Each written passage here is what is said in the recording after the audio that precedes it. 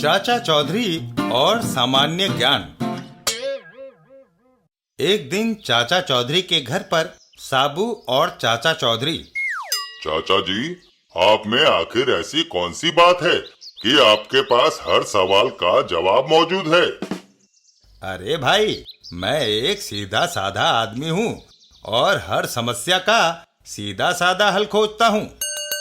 लोग अक्सर समस्या की बारीकियों में पड़कर उसके मुख्य पहलू को नजरअंदाज कर देते हैं।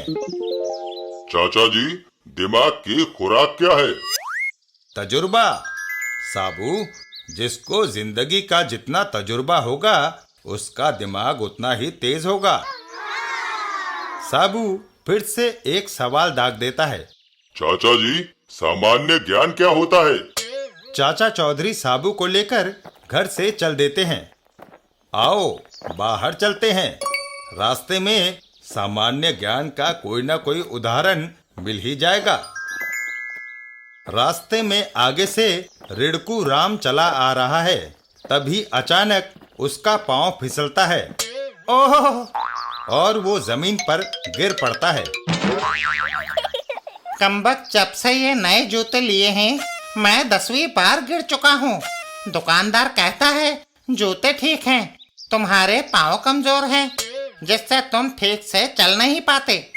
मैंने डॉक्टर को दिखाया तो वो कहता है पाँव ठीक है, जूते ही खराब हैं। अब बताओ मैं क्या करूं? 2 कदम चलकर ही गिर पड़ता हूँ। तुम जरा खड़े हो जाओ।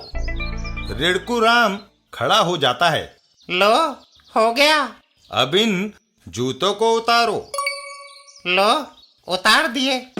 अब इन्हें अदल बदल कर पहनो और चलो। रिड़कू राम जूतों को अदल बदल कर पहनता है और दनदनाता हुआ वहां से चला जाता है। रिड़कू राम, देखा, अब तुम कभी नहीं गिरोगे। तुमने जूते उल्टे पहन रखे थे। चाचा चौधरी और साबू आगे चल देते हैं। साबू, देखा तुमने, दुकानदार और डॉक्टर समस्या की बारीकियों में उलझे रहे। किसी ने नहीं देखा कि रिड़कू राम ने उल्टे जूते पहन रखे हैं।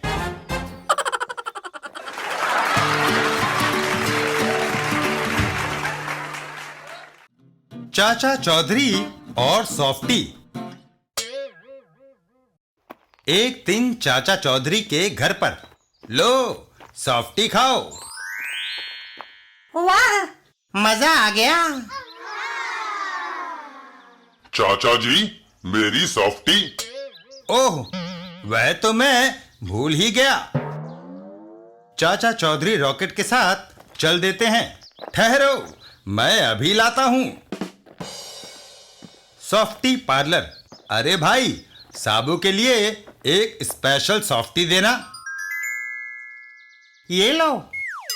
चाचा चौधरी सॉफ्टी लेकर दौड़ लगा देते हैं। रॉकेट, दौड़ो, इससे पहले कि यह पिघल जाए हमें साबू के पास पहुंचना है।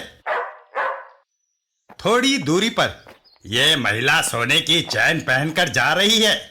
अगर मैं यह छीन लूं तो काफी पैसों में बिक जाएगी। वो बदमाश महिला की चेन छीन लेता है। ओह! पकड़ो, वह मेरी सोने की चैन लेकर भाग रहा है। चाचा चौधरी और बदमाश आमने सामने आ जाते हैं और होती है एक जबरदस्त टक्कर, जिससे सॉफ्टी उस बदमाश के सर पे जा गिरती है। ओह, बचाओ! साबू, मुझे अफसोस है, तुम्हारी सॉफ्टी गिर गई। फिक्र ना करो, तुमने मेरी सोने की चैन बचाई है, इसलिए मैं साबू को दूसरी सॉफ्टी ले दूंगी।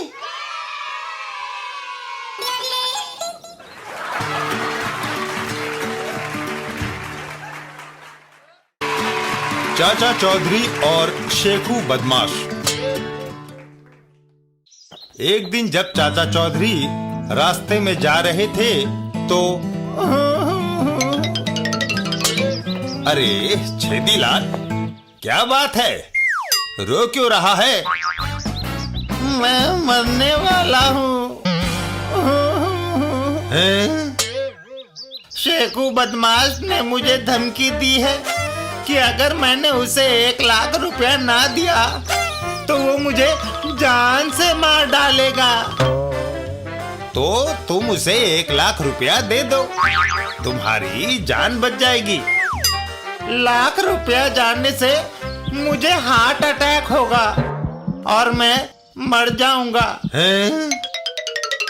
रुपया दूं या ना दूं, दोनों तरह से जान मुसीबत में है। अच्छा, इस बैग में क्या है? 1 लाख रुपया। चाचा चौधरी उससे बैग ले लेता है। रुपयों का बैग मुझे दो और घर जाकर आराम करो। मैं शेखू बदमाश से निपट लेता हूँ। छेदीलाल अपने घर की तरफ चल देता है। 1 घंटे बाद मैं तुम्हारे यहाँ आऊंगा। चाचा चौधरी शेखू बदमाश के पास पहुंचता है। शेखू बदमाश: छेदीलाल डर के मारे खुद नहीं आया, किसी दूसरे के हाथ रुपया भेजा है। क्या रुपया लाए हो? हाँ, मुझे पकड़ लो और ले लो। बेवकूफ, मुझे मस्करी पसंद नहीं। चाचा चौधरी एक तरफ दौड़ लगा देता है। अगर मैंने तुझे पकड़ लिया तो पहले तेरे टुकड़े करूंगा। और शेखू बदमाश चाचा चौधरी के पीछे पीछे दौड़ने लगता है। अब तुझे कोई मेरे हाथ से बचा नहीं सकता। चाचा चौधरी दौड़कर एक मोटे से पेड़ के तने के पीछे छुप जाता है। तभी शेखू बदमाश वहां दौड़ता हुआ आता है। अब तुझे नरक जाने में चंद मिनट ही बाकी है। शेखू बदमाश पूरे पेड़ का चक्कर लगाता है तो है कमबख्त कहाँ गायब हो गया। तभी शेखू बदमाश के सिर पे जैसे वज्रपात होता है।